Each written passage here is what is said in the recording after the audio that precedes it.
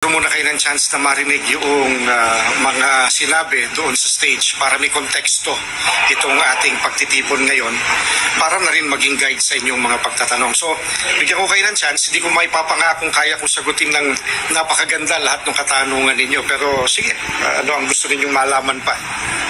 Isa-isayin natin. Sige. Pwede po makipaliwanag lang po para sa benefit ng viewers namin kung bakit po ba nagkaroon itong National Rally for Peace? Nagpasya ang Iglesia ni Cristo na isagawa itong National Rally for Peace sapagkat nararamdaman namin at nakikita na kailangan na sabihin sa sambayan ng Pilipino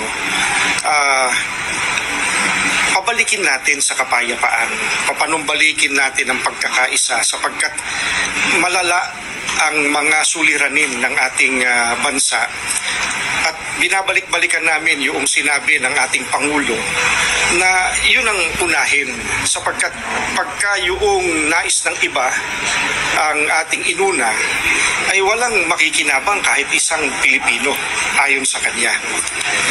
Kami naman ay mga mamamayan din gaya ninyo, kaya nararamdaman namin yung nararamdaman ng marami sa ating mga kababayan, lalo pa yung mga mahihirap, para mabalik sa kanilang atensyon ng paglilingkod ng mga inihalal natin, isipin yung kapakanan nila. Balik tayo doon sa kapayapaan, magkaisa tayong lahat. Tutukan muna ng mga inihalal yung kanilang gampanin bago ang iba pang bagay. Para lang po malinaw, naikasa po itong rally na ito dahil sa impeachment complaint laban kay VP Sara. Naikasa itong Rally for Peace bunga noong opinyon ng ating Pangulo, ng President Ferdinand Marcos Jr. Nung sinabi niya na, to paraphrase what he said, this will not benefit even a single Filipino. So, yun ang aming panawagan. Let's focus on what benefits every Filipino. Ka-Edwin, yung ibang mga statements po doon sa rally naging napakamatapang, lalo na po yung sinabi na hindi dapat inuna ang sarili. Sino po yung pinapatungkulan ng INC? Walang binanggit kanina, wala rin akong babanggitin.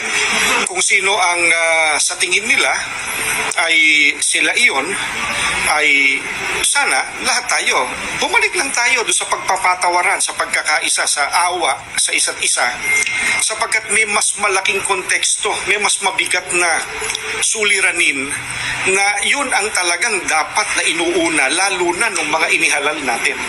Ngayon, kung sino man yung sa paligay niya, natamaan siya, ay gaya nung narinig natin kanina mula sa Biblia, magpatawaran tayo.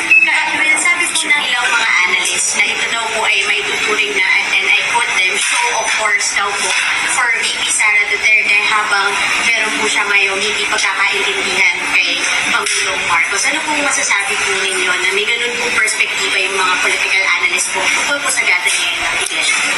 Palagay ko kung nandito yung mga nagsabi noon at napakinggan nila yung mga narinig kanina, makikita nila na hindi yun ang layunin.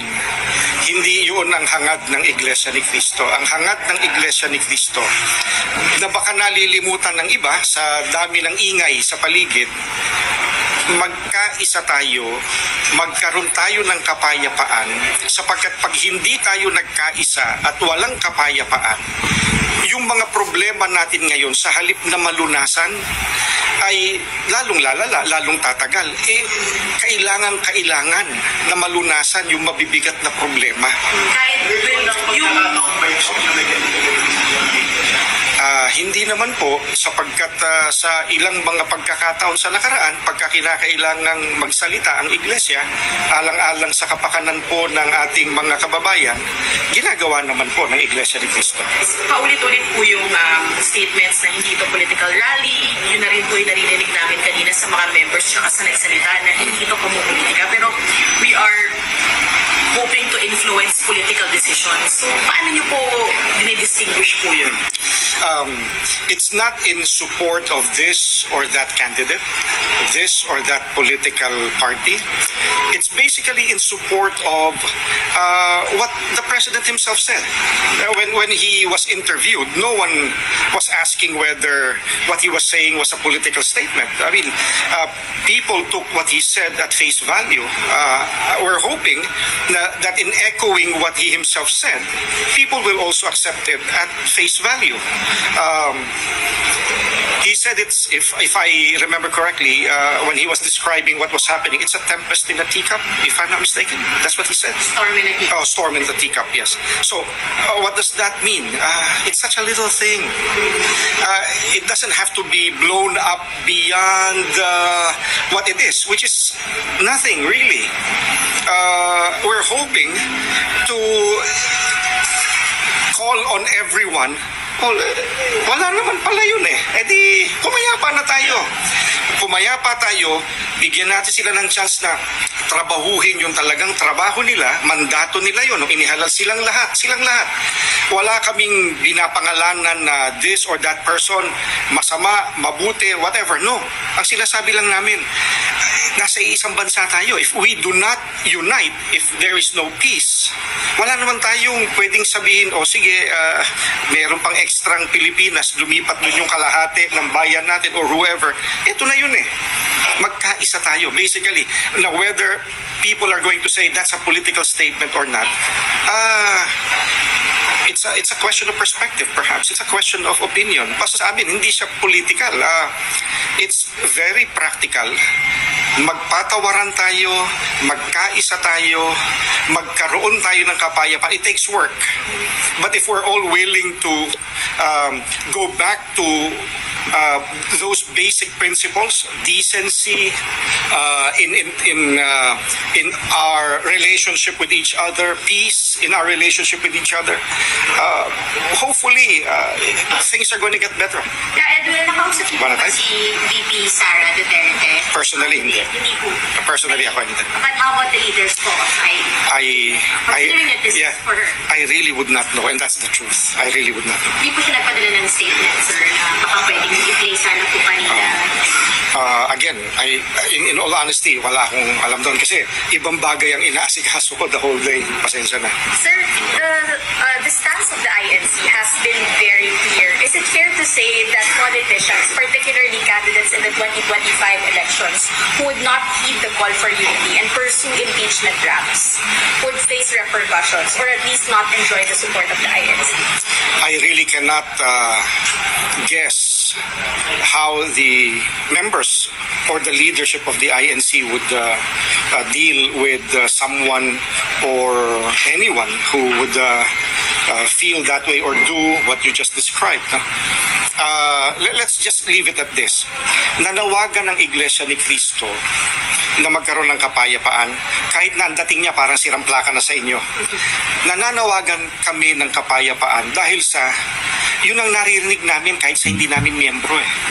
So, kung ano pang iniisip nila, kung talagang nakikinig sila sa sinasabi ng ating mga kababayan, hopefully, pahalagahan nila yon, yung sinabing iyon, na baka naman pwede, magkasundo tayo pare-pareho, baka naman pwede magkaisa tayo, baka naman pwede magkaroon ng kapayapaan.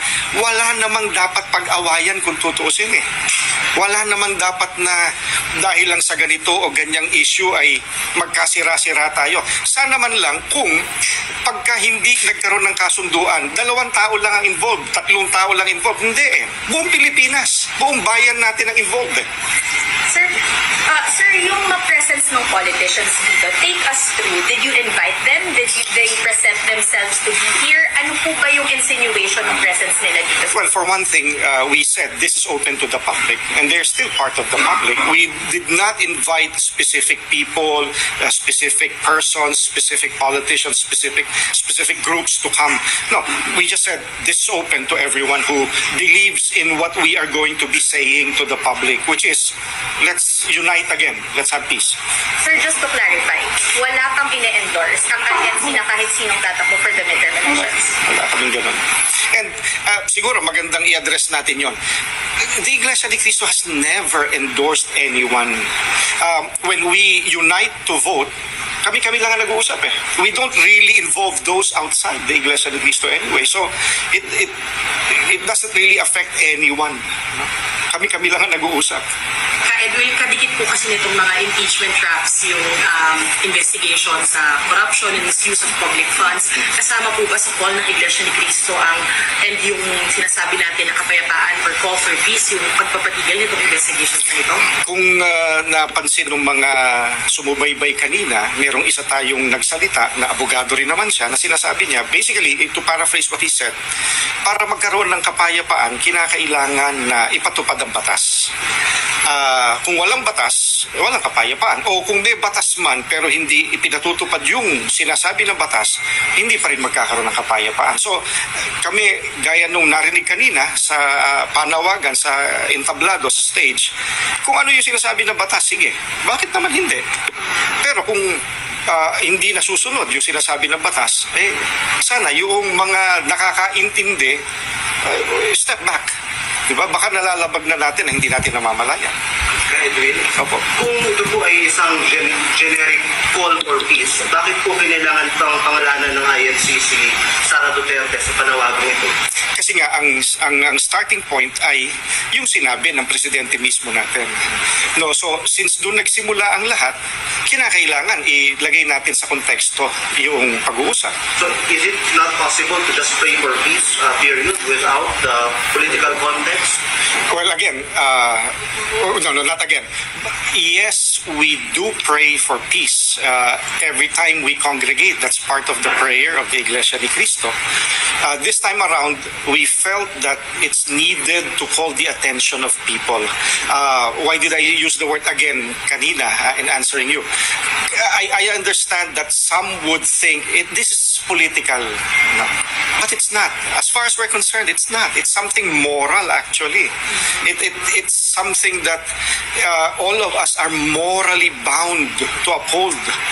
Magkaroon tayo ng kapayapaan, magkaroon tayo ng pagkakaisa. Basically,